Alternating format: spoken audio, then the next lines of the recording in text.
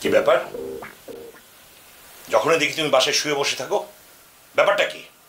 নেশা পানি করো নাকি? সারাদিন বাসায় বসে থাকলেও বলেন নেশা পানি করি, সারাদিন বাসায় বাইরে থাকলেও বলেন নেশা পানি করি।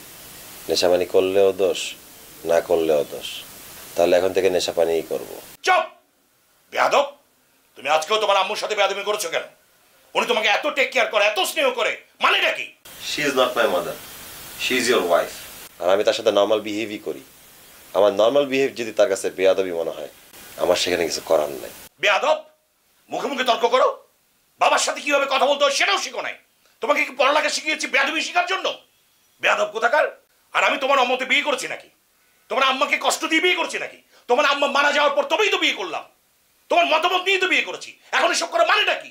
না, দ্যাটস ফাইন।